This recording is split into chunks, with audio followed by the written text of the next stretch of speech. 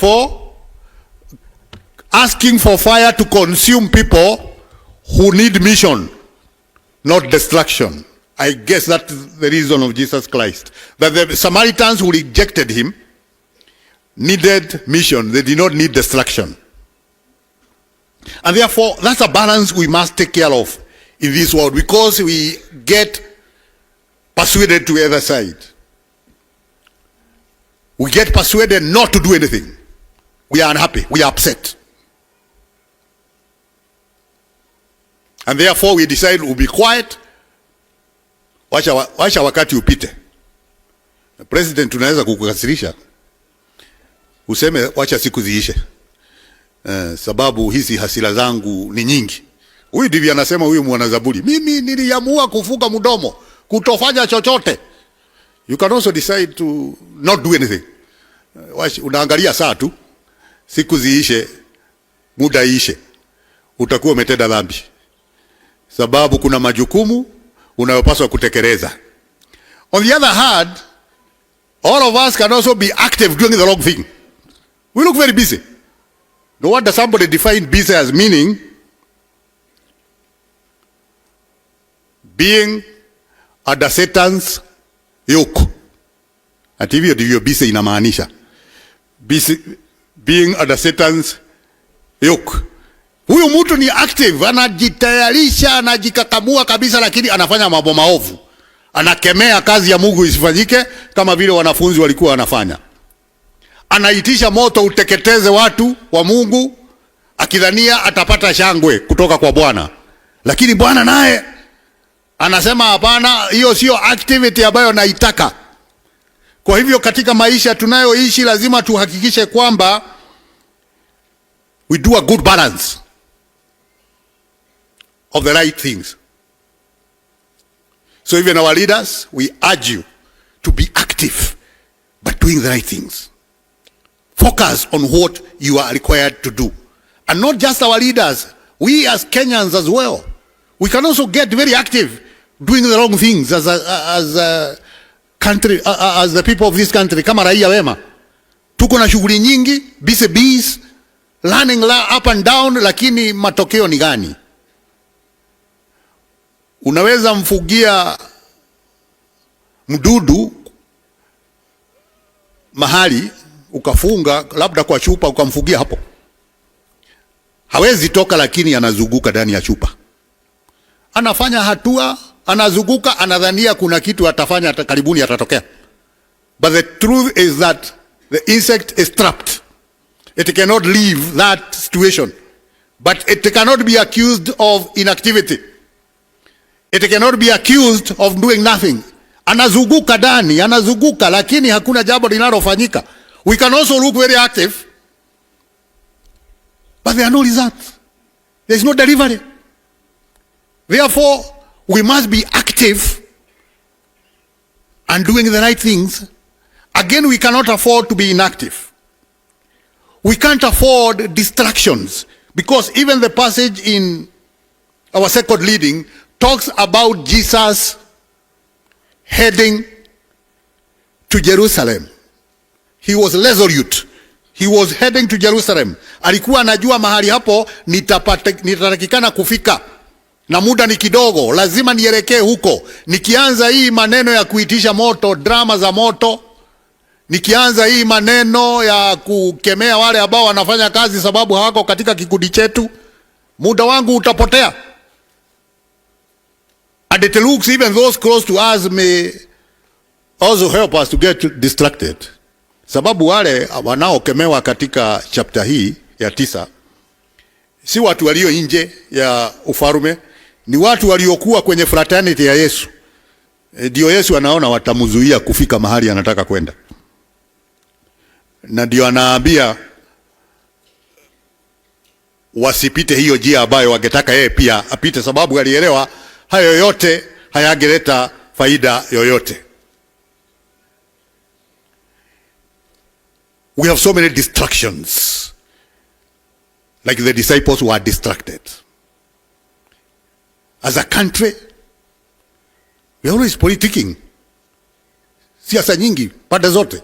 Hawa wanasema hivi, hawa wanasema hivi. kelele pande hii, kelele pande hii. Yesu akitokea atatuambia nini? Hiyo makelele inaleta faida gani kwa nchi? Kuna mataifa ambayo tuna ya enzi ambayo yamepata maendeleo. Je, walipata maendeleo kwa hii staili yetu? Ya kelele pande hii, ya kujibizana, ya kulimana, ya kuagushana, ya kupakana hivyo ndivyo mataifa hayo tunayoenzi yalivyopata kuendelea. Kwa hivyo tunaweza kuonekana kama kuna jambo tunalolitenda, ukweli ni kwamba hakuna hatua tunayopiga, tunazunguka tu. We are the Satan's yoke. The disciples looked like they were very much alert because they were even reporting to Jesus how they had gone to a place where Jesus had not gone.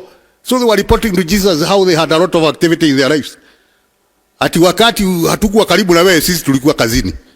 Tulikuwa tunachapa kazi. Na kazi moja tulifanya, kuna mtu tulipata akikemea mapepo akitumia nguvu zake, tukamsimamisha. Jesus was not there. They thought that is a very good report. But Jesus refuses to accept that report because it's not good. And again, what they wanted done to the Samaritans. So if we have to develop as a nation, we must look for the opportunities that are before us, aware that our life is short. As I said right from the beginning and repeating it again, si wengi wetu ambao tutaishi maisha ya karne na. This is a unique blessing from the Lord. And we don't know how we can live such a life. Sababu sisi tukikula nyama kidogo, daktari anakasirika. Tukimwendea anatuambia inaonekana na hajui, haishi kwako, inaonekana umekuwa ukikula nyama. Na nimekupima heartbeat yako, nimepima cholesterol yako, wewe unakula nyama. Mzee alikuwa anakula nyama akiwa na miaka zaidi ya 20. Don't try that at home. Sababu najua tukitoka hapa watu watasema tumepewa prescription ya longevity. Ati ni soda baridi, black currant na nyama choma na ice water. Wewe kama wataka kuumia, pita hayo maisha. You are not made of the same stuff with wanaishongwa. Huyu ashara na yeye, hiyo ni biashara yake na Mungu. Aliishi akikula nyama na akaenda sawa sawa. Wewe ukijaribu namna hiyo, cholesterol itakusubua sana.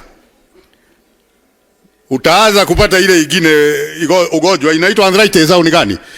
Ni gout. Kumbe mnaijua eh?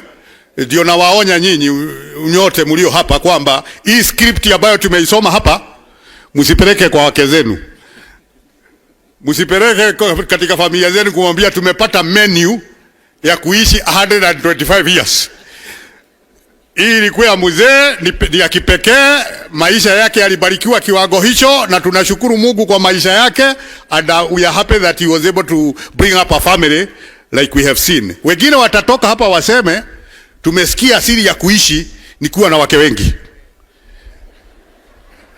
Niliona wanaume wameshagamuka sana waliposikia alikuwa na mke wa kwanza, kisha kuna wakati alirudi kule mashinani akapata yule girlfriend wa zamani, wakapatana, na sasa kuna mama wetu. Wengine wamesema si umesikia, barabara ni hiyo. Don't try that. That was for Ishongwa. Itakuletea shida wewe ukienda njia hiyo. Wewe kana huyo wako mmoja, sababu unajua hata hali ilivyo ya siku tunazoishi. Praise be to God. Therefore, every state of life that goes to any extreme is not helpful. It's not helpful. We must be balanced by the Lord. We must be active, but active in the right way. We must be limited and restricted katika mambo tunayofanya. Na nchi hii ya Kenya, lazima tujiulize ni mambo gani tunayohusika nayo ambayo Bwana angeyakemea, kama vile alivyokemea wanafunzi wake. Nyinyi viongozi wetu, ni mambo gani mnayofanya ambayo Bwana akija atawakemea? Na mnaona kama mnafanya vizuri sana, lakini Bwana akija bunge atawakemea. Hiyo mijadala ambayo inaendelea huko wakati mwingine imepoteza wakati, hata hatujui mko mswada gani. Mr. Speaker sir,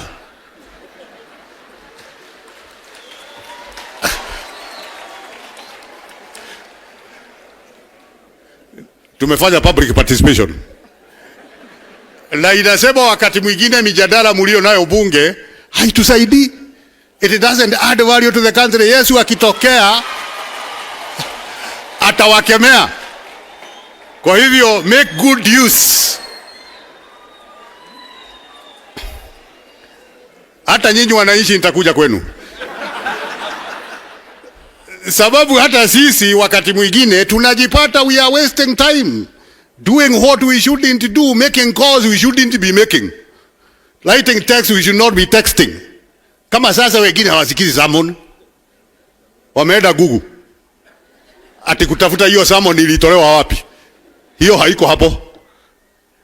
Kwa hivyo hata sisi raia lazima tujishughulishe kwa mambo yanayofaa. Mahali tunapaswa kutoenda kazi tuende polepole, mahali tunapaswa kukibia tukibie.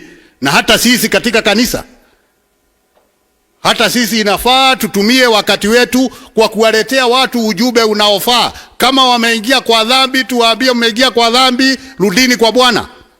Sio kuja hapa ati tunawafanyia massage.